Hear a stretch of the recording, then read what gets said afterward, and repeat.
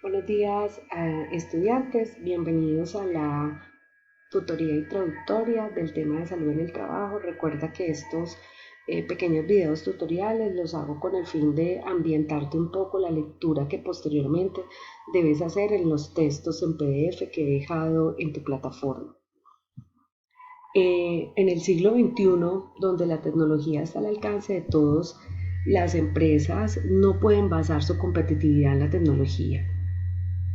En la actualidad, el factor humano y la manera como se pueda gestionar eficazmente es el verdadero elemento diferenciador en la competitividad en la era de la globalización. Por eso, la psicología en la organización cobra tanta importancia. Porque es que es este colaborador el que, si se siente respetado, motivado, estimulado, va a innovar, va a crear, va a desafiar sus propias limitaciones para alcanzar esos estándares en el mercado actual. La gestión, por lo tanto, del talento humano se viene centrando en el individuo, en las personas y en la capacidad única que esas personas tienen de encontrar los objetivos propuestos. ¿Sí? Eso es lo que hace que se genere productividad y beneficio económico.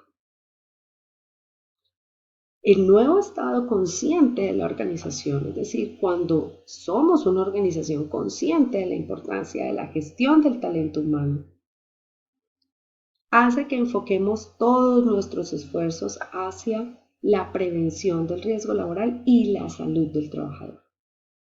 Aquí es donde es importante generar y mantener altos niveles de motivación y trabajar todos los factores que faciliten un ambiente laboral propicio para la consecución de esos objetivos propuestos. Entonces aquí es donde tenemos que hablar de prevención, aquí es donde tenemos que hablar de salud, de motivación y nuestro esfuerzo debe estar dirigido hacia ese aspecto.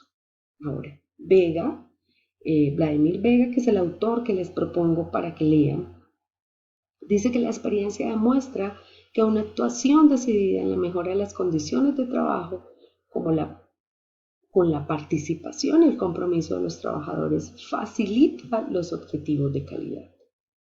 ¿En qué sentido?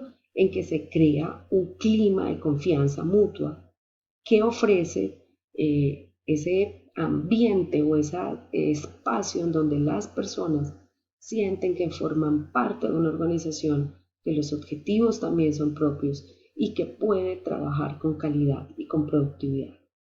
No a costa de ellos, sino contando con ellos. Es decir, esta es una dinámica y un pensamiento que nos lleva a ver a nuestro colaborador como un partícipe comprometido, como un sujeto activo responsable de los resultados.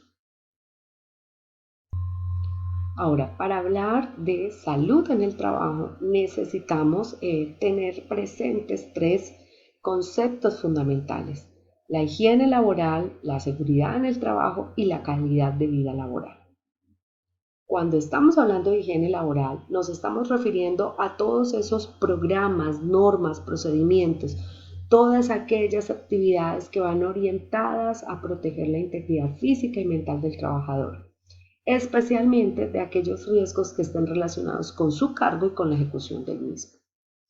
Para poder hablar de higiene laboral tenemos que tocar cuatro tópicos fundamentales.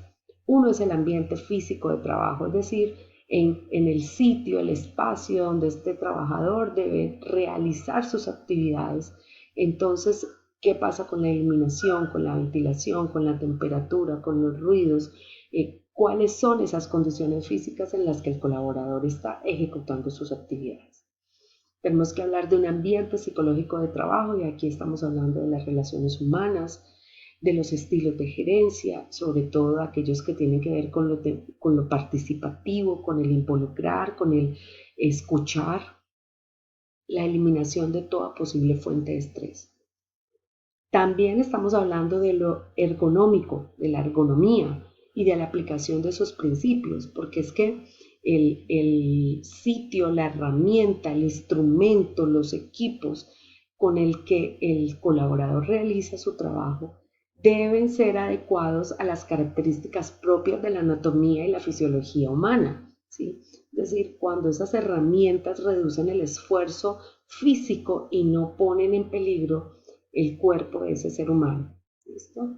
Porque acuérdense que trabajar es solo una parte de nuestra vida, entonces no puede ser que tenga que realizar su trabajo con una herramienta o con un equipo que no es acorde al cuerpo y la persona llega completamente cansada o empieza a tener deterioros de columna o empiezan a haber una cantidad de situaciones físicas de daño porque no cuenta con los equipos adecuados. Y todas aquellas actividades que están dentro del tema de salud ocupacional, que está más orientado hacia los accidentes, hacia disminuirlos, hacia prevenirlos y hacia aumentar el bienestar. Entonces, en salud ocupacional sí hablamos más de la enfermedad, de los accidentes y del estrés. Por otra parte, cuando hablamos de seguridad en el trabajo, entonces ya aquí estamos hablando de todo ese conjunto de medidas, ya sean técnicas, educativas, médicas o psicológicas, que lo que buscan es prevenir los accidentes, eliminar las condiciones inseguras. Digamos que la seguridad en el trabajo viene a formar parte de ese esquema que acabamos de ver de salud ocupacional. Nótese que aquí hago un énfasis en el tema de prevenir accidentes y eliminar la condición insegura.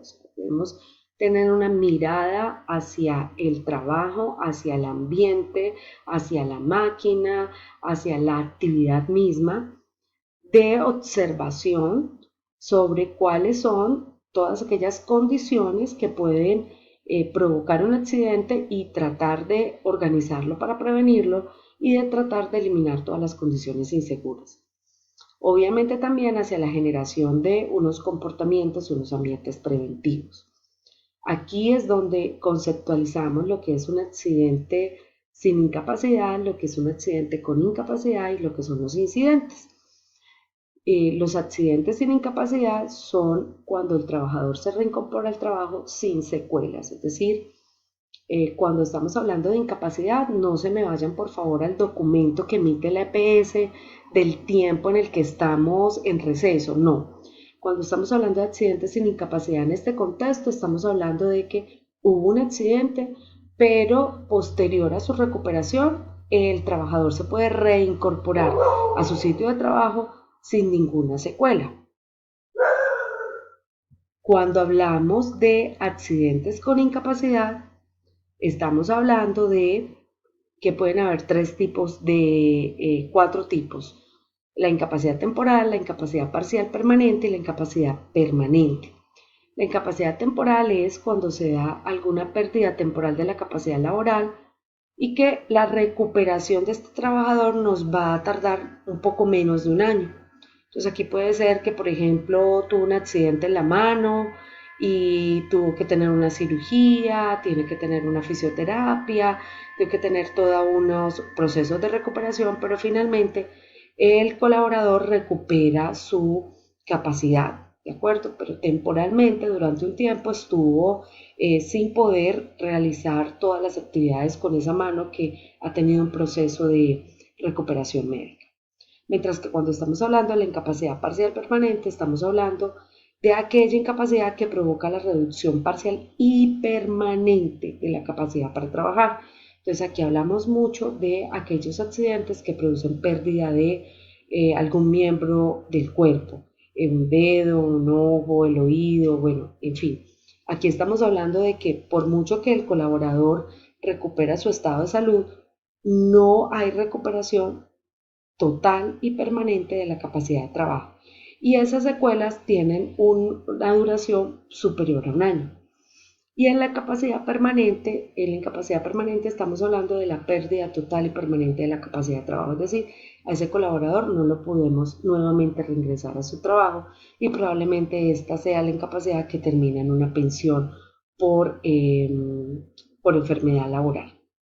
Y finalmente tenemos pues la muerte, que es la más fatal. Y hablamos de incidentes porque estamos hablando de condiciones inseguras y de la prevención de esas condiciones. Un incidente es esa situación que podría favorecer o facilitar que se desencadene un accidente de trabajo.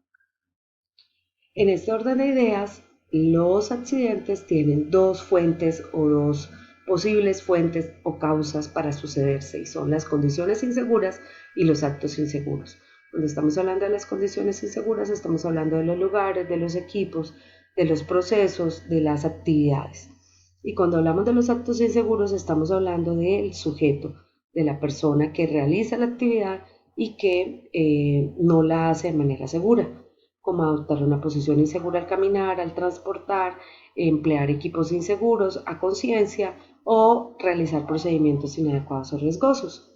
Cuando estamos hablando de esto, entonces decimos cómo prevenir un accidente de trabajo. Hay muchas formas de hacerlo. Hay que trabajar en la educación, en el entrenamiento, en habilidades.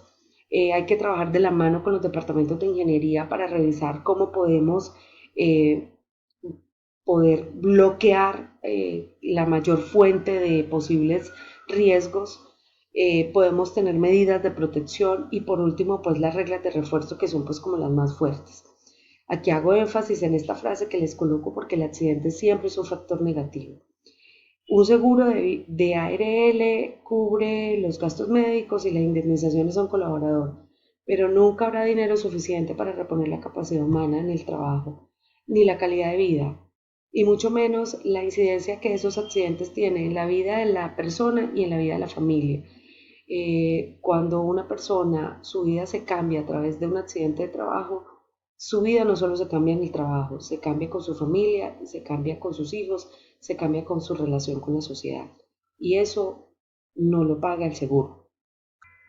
Esa es la razón por la que tenemos que trabajar en el concepto de calidad de vida laboral y es en siempre incrementar el grado de satisfacción de las necesidades personales de los miembros de la organización, pero mediante el mismo trabajo, es decir, no es por fuera del trabajo, es cómo hacer que dentro del trabajo esa satisfacción sea superior. Y son muchos los elementos que tenemos que trabajar. Hay que trabajar la satisfacción del trabajo como el placer de hacer, de ejecutar la actividad.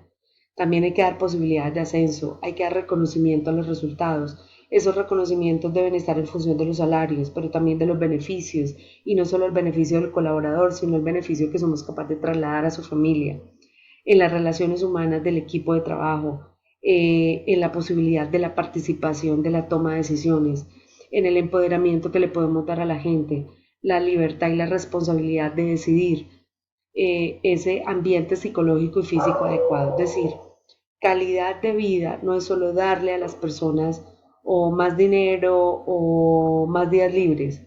No, también calidad de vida es lograr estructurar actividades de trabajo que son ricas de hacer. Es rico trabajar aquí, es rico hacer esta actividad, es rico asumir esta responsabilidad, es rico asumir estos desafíos.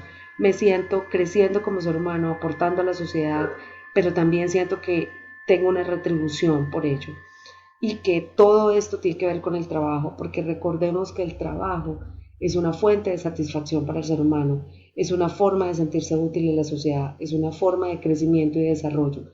Por lo tanto, esa calidad de vida del colaborador debe ser motivo principal del razonamiento, del pensamiento y de la planeación de las áreas de gestión humana, encabezado por los psicólogos que conocen cómo llegar al corazón de la persona, a su mente, a su comportamiento y hacer que se pueda sentir motivado y satisfecho con el trabajo que realiza para la compañía. Bueno, apreciados alumnos, este fue un abrebocas, espero que se entusiasmen a leer. Por favor, saboreen mucho, lean, construyan sus mapas conceptuales, usen estrategias de estudio y hagan el mejor uso de ese material de estudio. Léanlo detenidamente y recuerden que el foro de preguntas permanentes siempre está allí para resolver las dudas que ustedes tengan. Nos vemos en la tutoría.